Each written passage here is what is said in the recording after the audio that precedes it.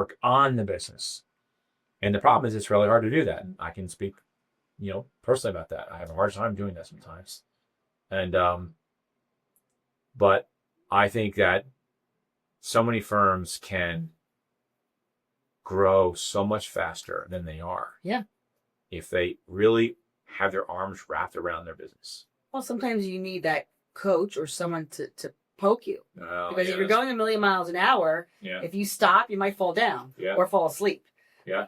But if you have someone poking you and being like, no, pause, breathe, think about X, Y, Z, because if you have that pause, then you can actually grow faster. Yeah, and ask tough questions, like when you go to a therapist, right?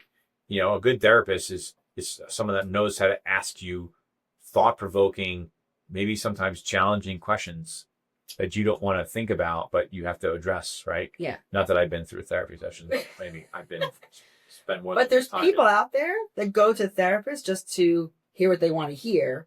Right. And there's nothing worse than that. Right. But a good therapist gets you to think about what's going on and gets you to speak, and then you almost come to your own answers. Right? I think that might be what we do. Master's degree in psychology. I say that all the time. Right. So I sort of think that's our job. And sometimes people don't like to hear the answers or don't like to, I told a coaching client the other day, I said, the problem you guys have right now is you're completely disorganized. I said, the fact that one person didn't understand we were having a call, the other person's taking it from their car. I said, that's why you guys are having problems right now. That's why you guys feel unorganized, because you are.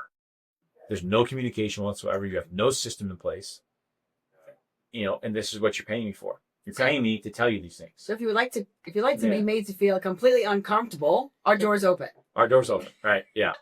You found the right people. You found the right people. That's funny. If you like discomfort, come here. Yeah. Get comfortable, as Ed Milet says. Be comfortable with being uncomfortable. Right. That's the fun part. That's where you're growing, right? When you want to work out and lift and all that other stuff, in order for you to grow, you have to push yourself so that your muscles hurt a little bit. Yeah. It's the same type of thing here. Don't be afraid of change. Be afraid of not changing. I think I have a little that's a good quote. thing in my ledge in my office. I think that most people, when you talk about data, I think there is a big fear of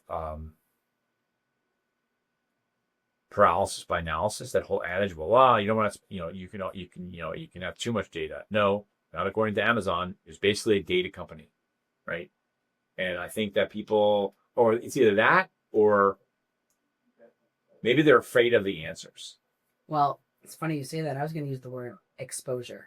Right. Maybe the exposure will knock them off their track or their ass. You said that. Yeah. It's like game film, right? You're an athlete, right?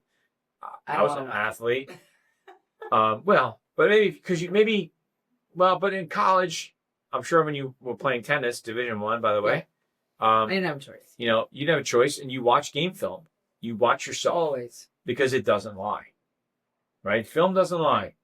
I used to have this kid that I coached, and the grandparent would, why doesn't he run the ball? Blah, blah, blah, blah, blah. And I said, because he doesn't block. Oh, he blocks all the time. Like, no, he doesn't. Oh, yeah, he does. I'm like, okay. And I pulled up on the football field, my laptop, and I pulled up film, and I showed him, oh, there's one missed block. There's two missed blocks. So 3 missed blocks. Mm-hmm. He didn't even try to block the guy. And that's why we got tackled in the backfield. And over again, the film doesn't lie. Yeah, exposure. Game film is exposure. Right. Data. Exposure. What's your closing rate? Yeah. Right? What is your closing rate? What is, you have 5 advisors on your team. And, wouldn't you want to know who's got the best closing rate? And then when you're getting leads that come in, give those people the best leads. Yeah, and then rinse and repeat that person. Right. And it's amazing how I think that they think and they understand it anecdotally. Right. Right. Or sometimes, again, back to the athletes, right? You can have a kid that looks really good in practice, right? Because he's running back and forth in the sidelines and all this other stuff, right? And then in the game, he's not so good. Yeah, well, it's the execution. Right. And then fear kicks it. Right. But there's a lot of, I was working with a guy, a buddy of mine that I know, he's at Creative Planning. And I know from a business coaching thing. and he has young advisors underneath him that they source leads to, and he has no idea whether they're actually having the meetings that they say they're having, right? He has no idea what their closing rates are.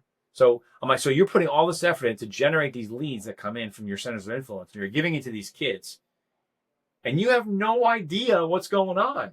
Yeah. I said, you're basically burning money. Well, they're not taking the time. And that's... Well, he's like, well, they give me a list at the end of the week. Yeah. They give you a list. I said, so you don't think they can manipulate that list and lie about it? Right? So data really exposes and tells the truth, where you can't hide from it. Well, you really can't afford not to. Yeah. So on that note. Anyway, it is what it is. It's what it is.